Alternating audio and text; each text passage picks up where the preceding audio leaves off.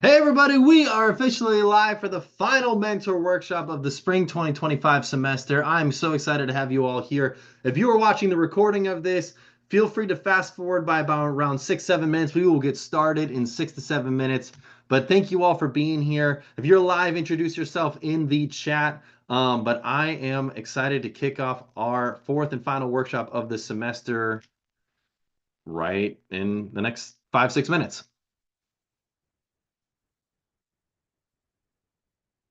So my colleague Jeline is sending out the YouTube link. It should be showing up in your inboxes right now. And yeah, anyways, um, yeah, we'll get started shortly.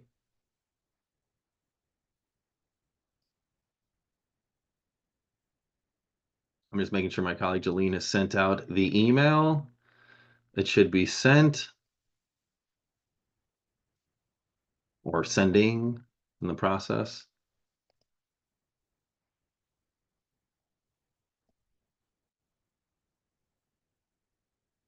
Ah, there it is.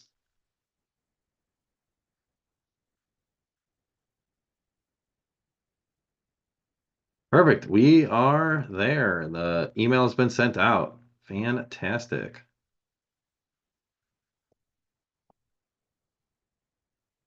So if you are watching this, please introduce yourself in the chat.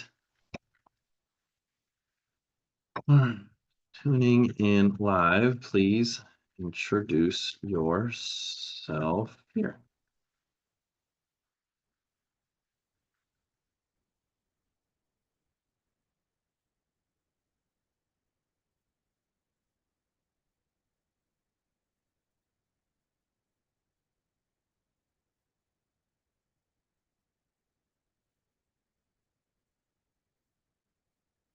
We're gonna get started in 5 minutes, so.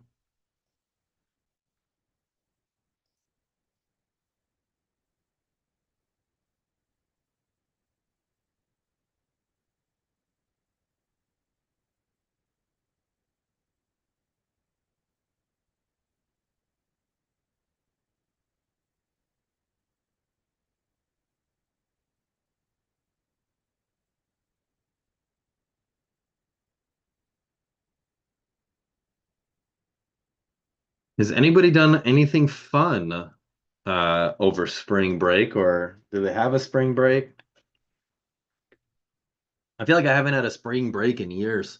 So, I'm excited to, acclimate myself to that now that I've got a child. So that's kind of cool.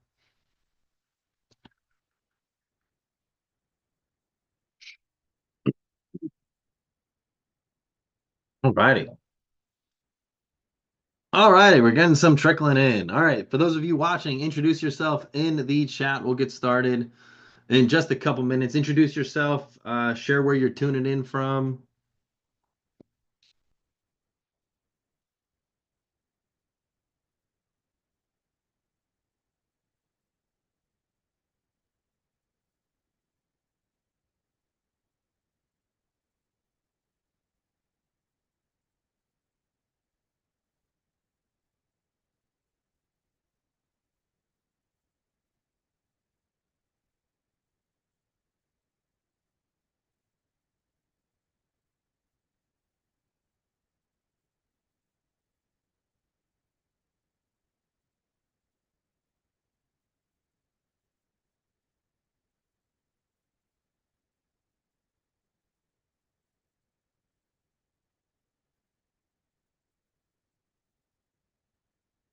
Making sure all the emails have been sent.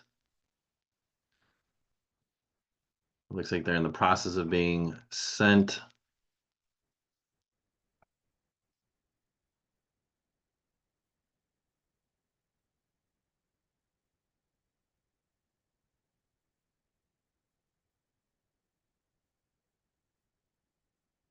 Hey, Brenda, Houston, Texas. I just was there last week for our executive symposium. Thanks for tuning in. Brenda, do you have any fun summer plans? You going anywhere? Doing any fun traveling? Any fun hobbies? You play like beach volleyball or something like that? Brenda, if you had to choose a sport, what would you say your favorite sport is? The executive symposium was amazing last week. It was super cool. We did it at Porsche River Oaks. So a lot of really cool cars. I will say that is one of the coolest car shops. I mean, it is busy. I mean, it is 6 floors of packed to the brim cars. I mean, cars everywhere. Cars in the fire zone to cars in every zone you could possibly imagine. I mean, they got cars everywhere at that dealership. So it's pretty cool. But yeah, the event was great last week. And baseball is your sport of choice. Are the Astros your favorite team?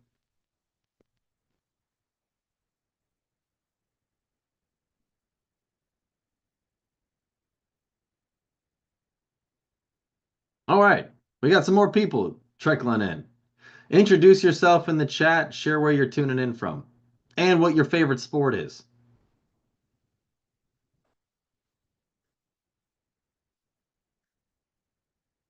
Gordon Cook, Salt Lake City, Utah. Very cool. Gordon, what is your favorite sport?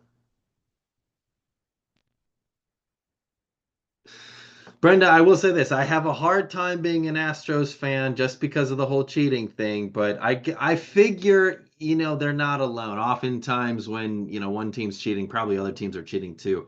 My team are the Chicago Cubs, which, we did get a World Series in 2016, but before that it was like 108 years. So it'd been a very long time before the Cubs got a World Series.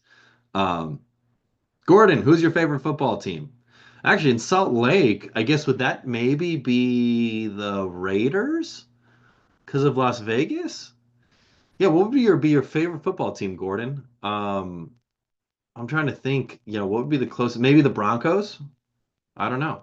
Well, anyways, it is officially 6 o'clock. Let's dive in. For those of you tuning in, here's a fun one. Introduce yourself in the chat and your favorite sport. And if you have a favorite sport, what is your favorite sports team in that sport?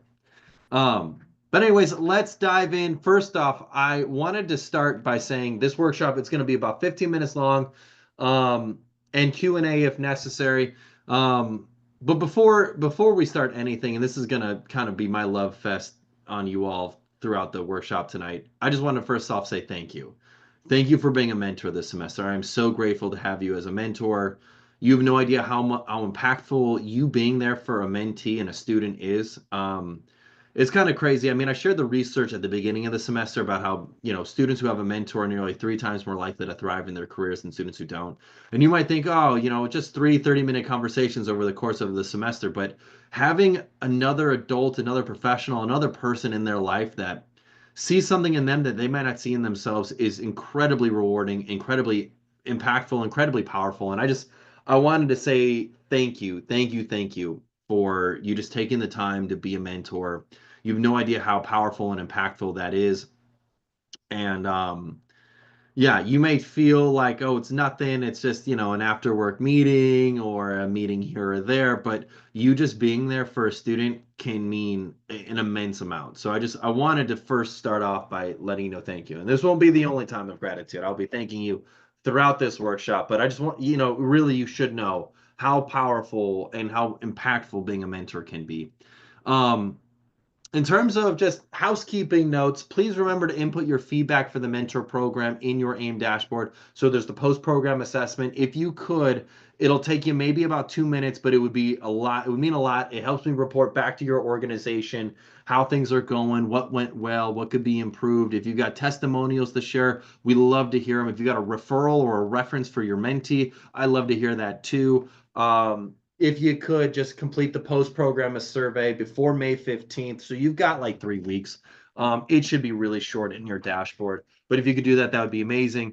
During this workshop, what we're going to cover is how to continue your relationship with your mentee even after the formal program is over, how to help mentees find fulfillment through what they are doing right now in their lives, and questions to help simulate that conversation. And then the final step of the program for this semester. So to kick things off, strategy story state. I talk about it in every workshop. It is truly powerful and impactful. Your state. What is the physical state you are coming into your mentor relationship with? Are you coming in sad, mad, dejected, angry?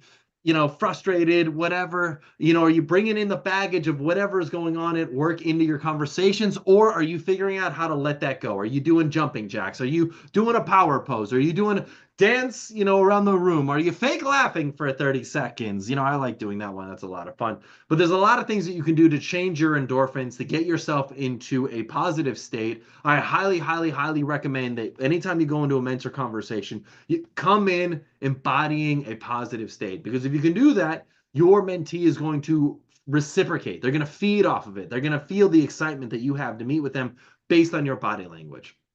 Story. What is the story you tell yourself for why you will or will not be successful? I mean, that's so critical. The story is so powerful. If you tell yourself a story for why you won't be successful, I mean, you're not likely to be successful. But if you tell yourself a story for why you can be successful, I mean, that's huge. So really, your story is so critical to your success and just what you end up achieving. And then your strategy. What are the strategies that you use to get to the outcome that you like to achieve? And especially at this time, when it comes to your mentor relationship, this is where you can get fun with the strategy. So maybe you feel good enough about your mentee where you feel comfortable making an intro. If you don't mind making an intro, that could be huge for them.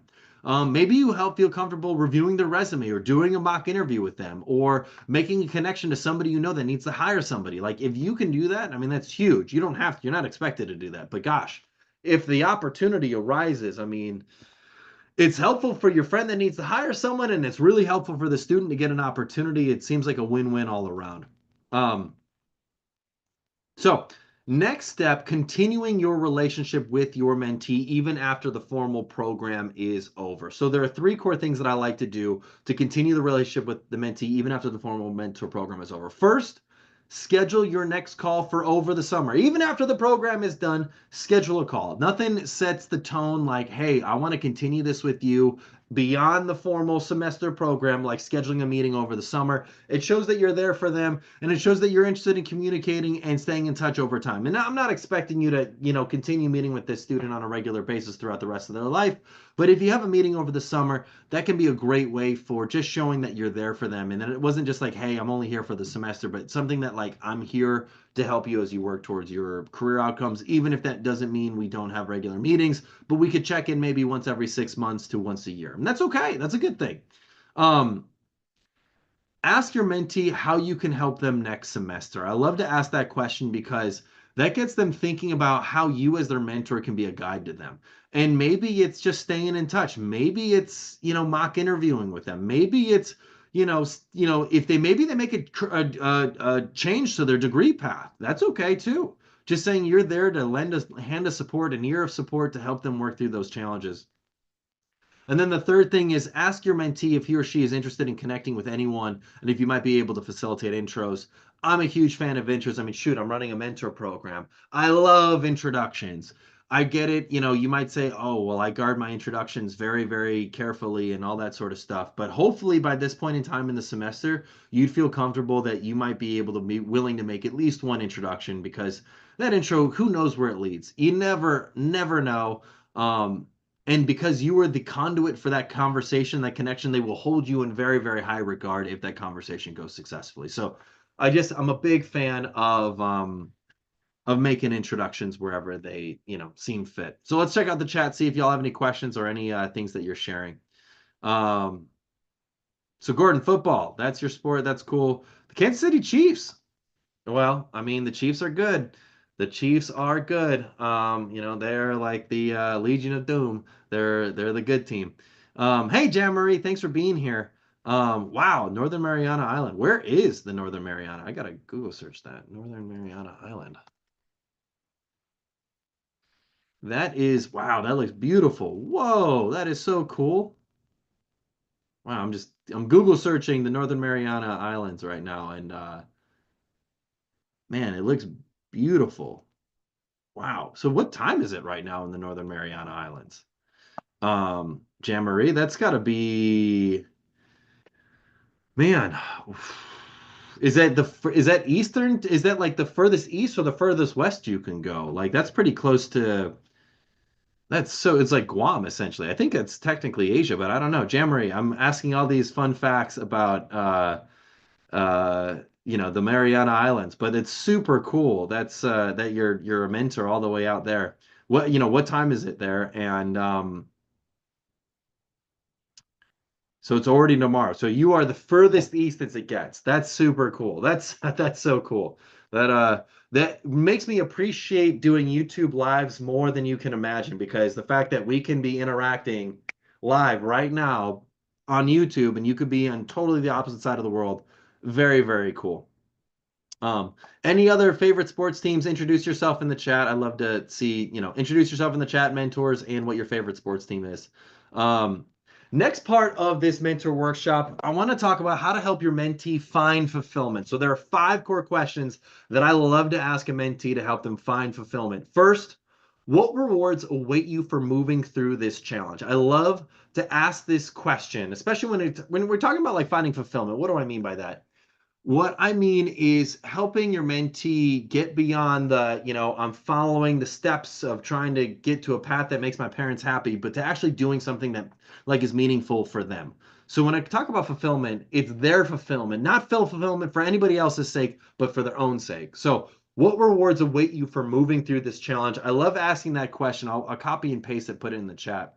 But the reason why I love that question is because what it does, it helps them really think about what is the thing that they're working towards. What is the end outcome that they're trying to achieve? If is it just a degree? Well, shoot, if it's just a degree, like what does that mean? Like, does that mean you'll get to live the life you want to live? Does that mean you get to start a family? Does that mean you get to go on vacations? What does that mean in terms of what rewards await for you? I think that's um, such a great question to ask because it helps you contextually think about it. The next question I like to ask is, what will be the cost of failing to work through this challenge? I love asking this question, and you'll notice a lot of my questions are about like rewards and failures. But um, uh, there's a researcher named Daniel Kahneman. He talks about loss aversion in his prospect theory. Essentially, what he says is that people will do more to avoid pain than to gain pleasure.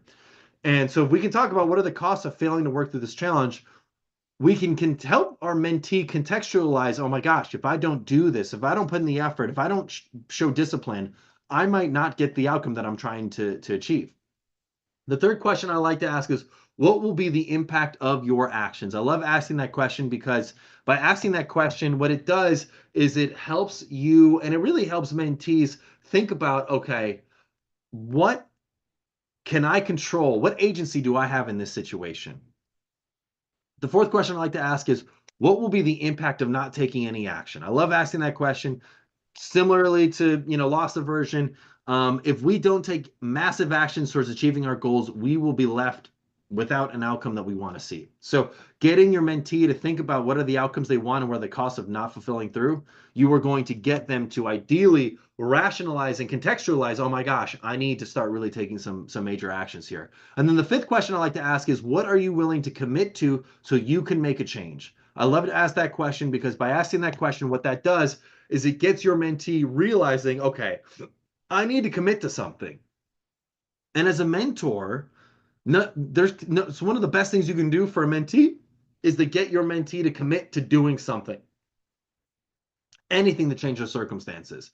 It's kind of like if you change your flight path on an airplane at the very beginning of your flight, you can have a massive impact on the end outcome of where you end up. But if you only change at the very, very end, you might not have as big of an impact in terms of your outcomes. These students, these mentees are starting their careers. Now is the time that if they make a commitment to any change they want to make in their life, that can have a profound impact on the rest of their lives. That's why when I talk about how powerful being a mentor is, when I say how grateful I am that you're a mentor, it really does resonate because those students who have mentors are nearly 3 times more likely to thrive than students who did not have a mentor in their careers. And you, like I said before earlier in this workshop, you might think, oh, well, it's only 3 conversations throughout the semester. Like, how can this actually be impactful? And the answer is it is. Because if you can get them to change their mindset, change what they're commitment to, identify like, oh my gosh, if I don't make this change, what are my consequences? You might get them to act in a way that they would not have acted before. They would have kind of gone along, bumped along the road. Instead, you got them to do something different that changed their life. And because it's so early in their careers, you are able to really have a material impact on wherever they go for the rest of their life. And that is truly powerful. So I just wanted to acknowledge that I love that I can appreciate so much that you are a mentor and just acknowledge how powerful these conversations you're having are throughout the semester for your mentees. So, final step of this program is completing the post-program assessment. If you can please complete that by May 15th, that would be amazing. So the post-program assessment is available in your dashboard. Essentially, just go there, complete it, click it. Are there any final questions that you have for the semester? I just wanted to let you know again how appreciative I am that you would be willing to take the time to be a mentor this semester. It really has a positive impact on students. And yeah, I'm just really grateful to have had you as a mentor.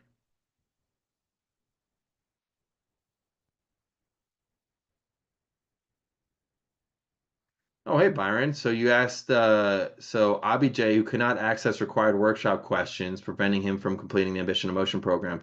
Yeah, if Abijay sends a email to support at ambition-in-motion.com, my colleague Jeline can take care of your mentee. Any other questions?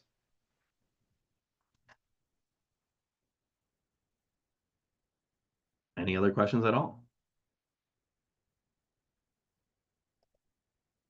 Well, everybody, thank you for being a mentor this semester. It really does mean a lot. I really, really appreciate it from the bottom of my heart.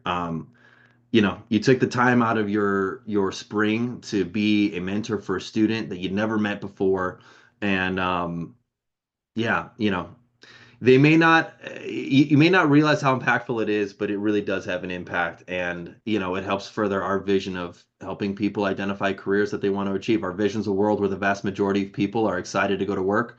When they're there, their expectations meet reality, and when they come home, they feel fulfilled. And we help further this vision by having amazing mentors. So if it weren't for you, we would not be able to achieve the outcomes that we're achieving. So I just wanted to let you know how grateful I am to have had you as a mentor this semester, and I hope to have you as a mentor next semester, as we continue these mentor relationships and building these strong bonds. But anyways, um, thank you all for being a mentor this semester. I really appreciate it. Um, it's been really a pleasure working with you all. I really really appreciate it. Anyways, thank you all. Have a wonderful rest of your evening. I look forward to hopefully staying in touch and hopefully having you as a mentor next semester in the fall. Anyways, have a wonderful rest of your day. See you, everybody. Thanks for